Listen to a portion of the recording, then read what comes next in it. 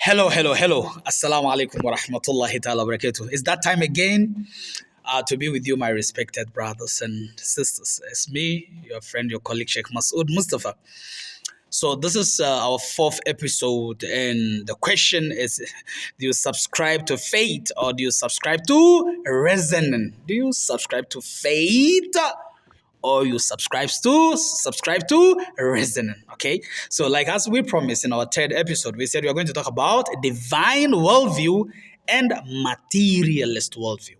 But before we go into that, in our last episode I said when we say divine worldview, or those who believe in God, or people that are known to be religious, those who believe in the creator of man and universe, right? And the laws that malign or align itself with that faith they have in that divinity. We call them, they are divine worldview, right? But I told you, and I want to emphasize on this once more, there are those who believe in God, but their faith is engulfed with perversions. And as a result of these perversions, they are not able to align themselves with the rules and principles that are, supposed to come from that divine God. Remember in our first episode, we mentioned about that huge ship that is sailing, and those in the ship, one of the group, they're asking themselves, where did the ship come from? And they are worried, where is the ship going? And the other group, they said, no, why should you care about where the ship comes from? You are enjoying. The most important thing is you are living, and everything you need is here. So at this juncture, the first group becomes those who believe in divine worldview, because they believe that there is a creator of the ship, okay, and everything that is in that ship. Okay, so we call them, they are the divine worldview, because they believe that the ship is purposeful. There is a creator, and everything that is within the ship has to align with the creator of the ship. And then the second group, we call them, they are the materialist worldview. Okay, and remember, these two, they are concepts, they are ideologies. And therefore, we are going to go with each and every one of these two to a point where we will ascertain as to which of these two is the truth. So when we say divine worldview are these people who view the world, or who view the ship. Let me come back. I don't want to forget about the big ship. They believe that the ship has a purpose, and therefore they need to dig deep to discover the purpose. And therefore, if the ship is religion, then they want to worship in that ship so that it will align with the maker and the creator of the ship. Okay, and this other group, they say, no. The ship doesn't have any purpose. There is no creator for the ship. And therefore, we have to devise our own means to see how we can live in that ship. So that is why today, if you look at the world we live in, people have their own way of living. You see, today we have atheists, we have heretics, people who subscribe to the ideology that there is no creator. We don't have God. Of course, there are so many things that has contributed into them having such an idea that we will talk about them. Okay. Because today, even those who believe in the divinity, because of the perversions and because of certain, selfish interests and ideologies, you'll see that they do a lot of things that become so questionable. And as a result of these questions, people end up being tired of them and saying that, look, God does not exist. But now, let's just, quickly look into this divine and materialism. If you look at the world, we've had anthropologists, sociologists, and religious historians. And in their quest to know the truth, there have been a lot of things that have been said about, religion and divinity.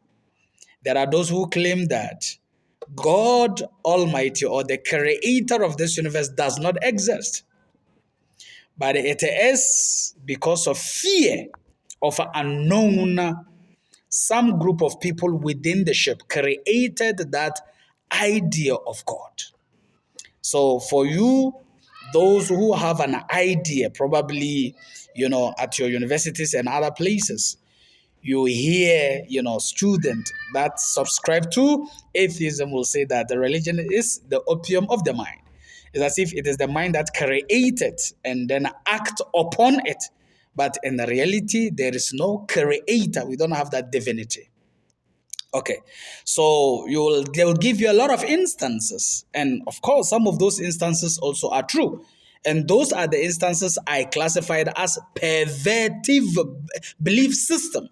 Like for instance, there were these ideas because people didn't know what were the causes of the volcanic eruptions, the earthquakes, and all these tsunami and all that, and therefore they ascribed this to certain god, perversive gods. So they will say maybe God is angry because somebody did something that is not right. And therefore, because God was angry, he acted by, through volcanic eruption or maybe through what we call it, earthquake or maybe tsunami and all that. I remember somewhere in the Americas, in the Southern America, there were a group of people who used to think that whenever they see the lavas, the smoke start to, come out of the mountains when the signs of volcanic eruption is about to erupt, they ascribe it to the anger of God. So they used to kill people. They used to take, live people. They take their heart to go and throw it closer to the mountain to calm the angers of God. So you see that some anthropologists, they say, no, God doesn't exist. It's because a human being is afraid of an unknown. And therefore, he creates that image of God in his mind. And he subscribes himself to that God. And that is why we've had this kind of belief. Of course, yes, it's true that we've had people with that kind of perversive understanding. And therefore, I tell you that yes, even though they have done that, but there's in no means indicate that there is no, divinity or anybody who subscribes to the creator of man and universe is wrong. No, it doesn't mean that. Because according to religious historians, religion came the very moment humans came on this planet. So religion has been side by side with human beings. And this is going to continue until the end of existence. And therefore, we cannot, say generally to say, it is based on out of fear, fear of unknown. That is why eventually we have this concept known as religion. And therefore, we are going to continue to elaborate more on this to be able to differentiate between this kind of ideologies that are pervertive from the true understanding of purposefulness of this huge ship. We are all living in the ship where whatever we need in this ship is readily available. So it means that there is a sense and there is a sense of purpose for this huge ship we call our universe. So this is what I have for you for today, my respected brothers. And as usual, you're welcome to comment, to share, to like, and to ask questions if you do have any questions. So it's me once again, your brother, your friend, your colleague, Sheikh Masood Mustafa. Assalamu alaikum wa rahmatullahi ta'ala wa barakatuh.